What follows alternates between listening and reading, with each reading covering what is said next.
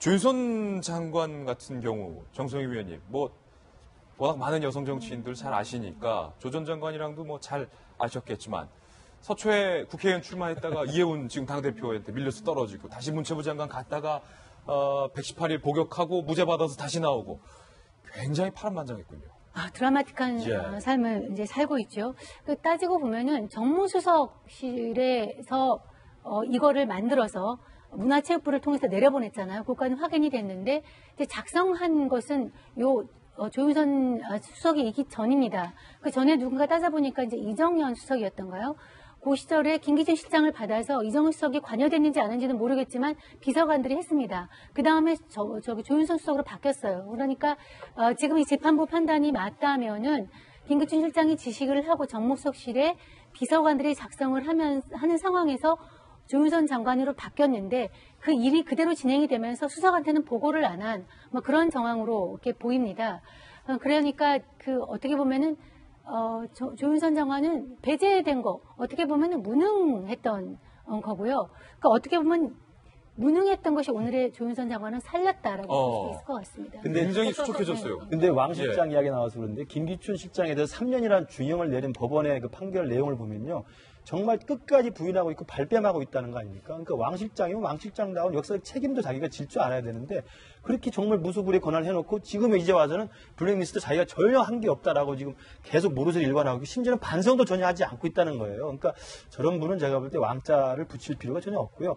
그러다 보니까 또 왕행정관 또 탁현민 씨가 생각이 나는데 어쨌든 왕자가 붙을 때는 그 왕자 붙은 거에 대한 자기의 역할에 대한 책임도 분명히 지어야 된다는 생각을 하고요. 조윤선 장관에 대해서도 제가 사법부 판단이 1심에서 무죄에 가깝게 나왔습니다만 결국은 문화체육부 장관으로 갔잖아요. 가서 사실 국정농단이 막 확산됐을 때 장관직이 있으면서 일을 했기 때문에 자기가 직접 개입했거나 주도하지 않았다 하더라도 문체부 장관 시절에 가보니까 블랙리스트 있었던 것을 정황상 알았던 거 아니겠습니까? 그 청문회에서도 자기가 인정했던 거기 때문에 그러면 그때라도 블랙리스트에 대한 것들을 폐기하거나 중단시키는 일을 했어야 되기 때문에 적극적인 역할을 하지 않았다는 의미에서 법률 용어가 뭔지 모르겠습니다만 그런 것들을 도외시했다는 면에서는 정치적 책임은 좀 면하기 힘들 것 같습니다. 예, 조윤선 장관, 전 장관의 무죄 판결에 대해서 문화계의 반응을 좀 한번 들어봤습니다. 문화계는 과연 어떤 반응을 보였을까요? 함께 보시죠. 적어도 7, 8년 이상의 중형이 나올 거라 생각했는데 예술인들 정서에 어긋나는 결과다. 조 전 장관이 블랙리스트를 작성, 관여 혐의에서 무죄 선고받은 것은 납득이 가지 않는다. 그러면서요. 장기간에 걸쳐 조직적으로 문화예술계를 탄압하고 실질적 피해를 끼쳤는데 법원이 권력남용 정도로만 판단해서 실망스럽다.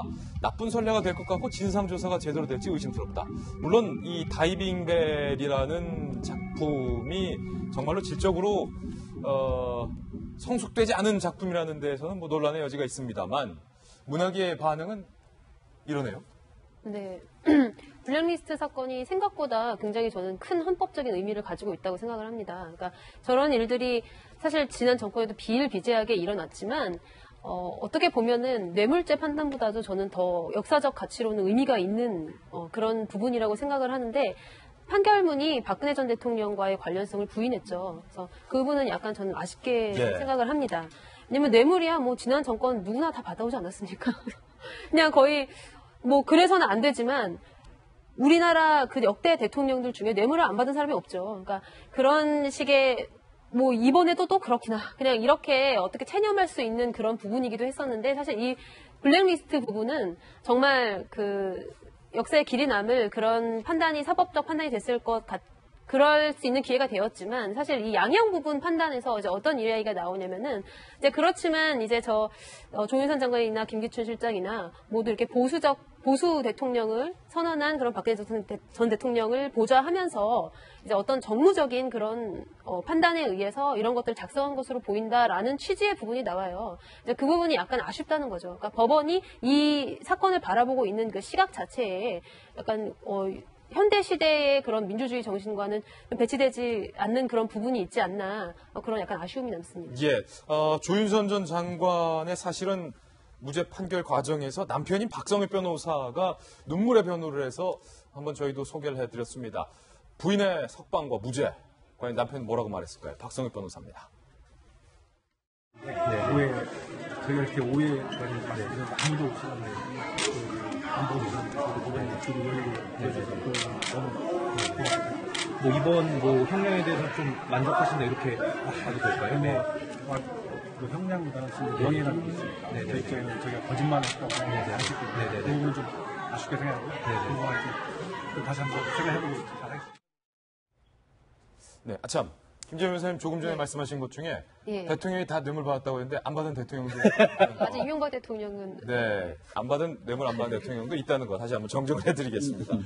박성엽 변호사 의 발언인데 김영주 전 의원님 남편의 입장에서 보면 어쨌든 뭐 1심 판결이긴 하지만 무죄가 나왔으니까 그 남편이 법원에서 변호하다가 이렇게 얘기했다고 해요. 프로포즈 할 때 평생 내가 지켜주겠다라고 약속했었는데 지켜주지 못하는 것 같아서 라고 하면서 막 이제 감정이 북받쳐서 눈물을 흘리자 그걸 그 모습을 지켜보고 있었던 주현선 전 장관도 휴지로 눈물을 닦았더라. 네. 실제로 모든 조선한조실록. 변호사가 이렇게 변호해야 됩니다. 가족처럼.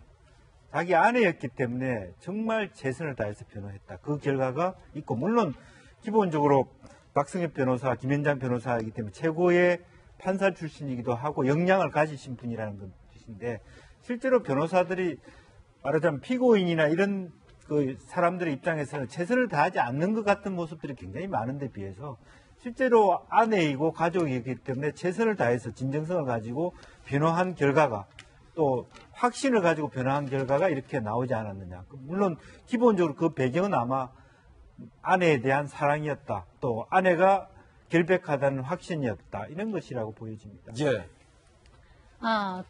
지금 문학계에서는 조윤선 장관이 블랙리스트 관련해서 무죄 판결을 받는 거에 대해서 아쉽거나 또는 말이 안 된다 이런 반응이 있는 걸로 나오고 있습니다. 그럼에도 불구하고 많은 제 또래 여자들은 어찌됐건 남편의 순애보만은 부럽다. 남편의 수뇌보만은 부럽다. 결혼 한번 잘했다. 우리 남편은 이렇게 되는 거예요. 예, 점점점. 그거 하나는 그 공통된 반응인 것 같습니다. 돈 잘 벌지, 순애보 있지. 사실은 여기 일부 신문에서는 예. 그 둘이 대학교 다닐 때 도서관에서 만났다고 하지만 제가 알기로는 고등학교 시절에 그래요? 조윤선 장관이 아마 그 남편이 학교를 다니고 있을 때 과외 공부 이제 시켜주면서 만났다고 저는 전해 들었어요. 예. 네, 그렇게 해서 만나서 실제로 그 첫사랑인데 그렇게 결혼을 했고 그 다음에 부인의 남편이 과외 선생님이었던 거예요. 그렇죠. 들어와서 또 외교학과 출신이긴 하지만 사실 외교 수업을 거의 안 들었다고 들었거든요. 법대에 가서 같이 사법고시 공부를 하느라고 지원하고 또 떨어졌을 때도 지켜주고 결혼하고 그 다음에 은행에 있거나 김현장에 갔거나